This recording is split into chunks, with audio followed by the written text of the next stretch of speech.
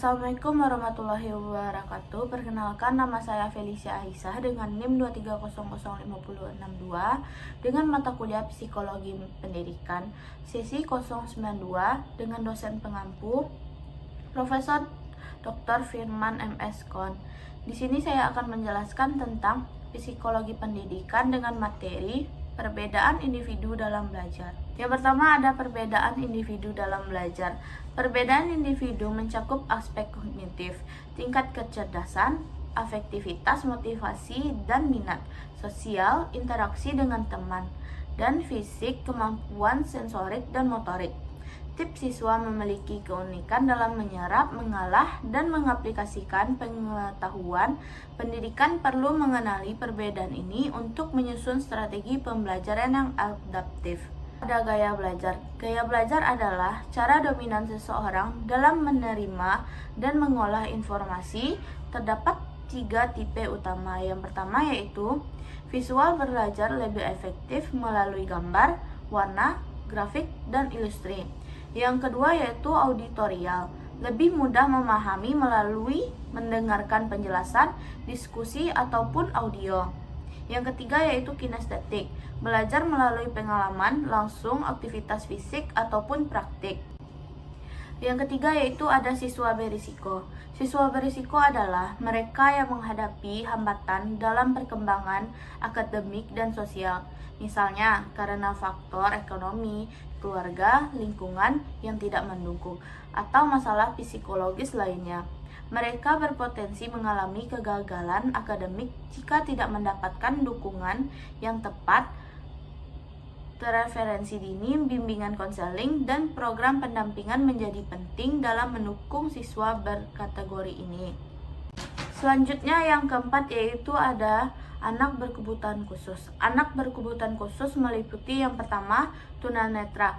Tunanetra adalah mengalami gangguan penglihatan mulai dari penglihatan rendah maupun kebutaan total. Ciri-cirinya yaitu kesulitan membaca tulisan, bisa perlu alat bantu seperti huruf braille dan audio. Yang kedua yaitu tunarungu. Individu yang mengalami gangguan pendengaran baik sebagian maupun total. Ciri-cirinya yaitu kesulitan dalam mendengar suara, memahami percakapan lisan, sering menggunakan bahasa isyarat. Yang ketiga yaitu ada tunagrahita atau kecerdasan intelektual di bawah rata-rata, juga dikenal sebagai disabilitas intelektual atau retardasi mental.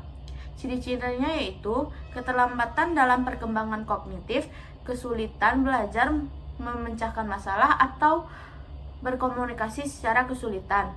Yang keempat, autisme, gangguan spektrum, gangguan perkembangan saraf yang memenuhi kemampuan berkomunikasi, interaksi, sosial, dan perilaku.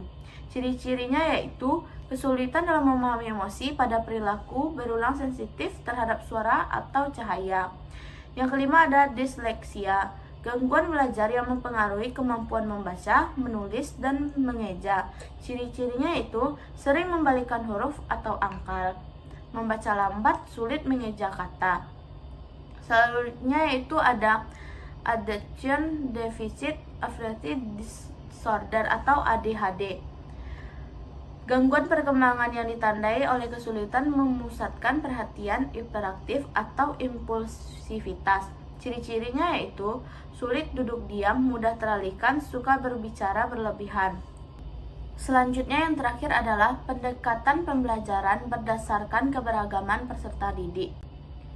Yang pertama ada differentiated instruction, pembelajaran berdiferensiasi. Strategi pembelajaran yang menyesuaikan metode, materi, dan penilaian sesuai kebutuhan, minat, dan tingkat kesiapan siswa. Tujuannya yaitu memberikan akses belajar yang setara bagi semua siswa dengan pendekatan yang berbeda sesuai pendekatan karakteristik masing-masing. Yang kedua yaitu Universal Design for Learning atau yang biasa disebutnya UDL, pendekatan desain kurikulum yang fleksibel sejak awal agar dapat diakses dan dipahami oleh semua siswa. 3 prinsipnya yaitu ada multi-payment retention, cara menyajikan informasi. Yang kedua, cara siswa menunjukkan pemahaman. Dan yang terakhir, cara membangun motivasi siswa. Yang ketiga yaitu pembelajaran inklusif, Model pembelajaran yang mengintegrasikan semua siswa termasuk yang memiliki kebutuhan khusus dalam suatu lingkungan belajar yang sama. Tujuannya yaitu menyediakan kesempatan belajar yang setara dan merata dalam lingkungan yang mendukung semua siswa tanpa diskriminasi. Yang terakhir yaitu ada pembelajaran berbasis proyek dan masalah. Pendekatan yang mendorong siswa belajar melalui pemecahan masalah dan nyata pengembangan proyek. Manfaatnya itu melatih keterampilan kolaborasi, berpikir kritis, pemecahan masalah, serta membangun motivasi dan kemandirian belajar. Dapat disimpulkan bahwa keberagaman peserta didik merupakan kenyataan yang harus dihadapi dalam dunia pendidikan. Setiap individu memiliki karakteristik unik yang mempengaruhi cara mereka belajar. Dengan memahami gaya belajar, mengidentifikasi siswa berisiko, dan menerapkan pelajaran inklusif, pendidik dapat menciptakan pengalaman belajar yang bermakna dan adil untuk semua.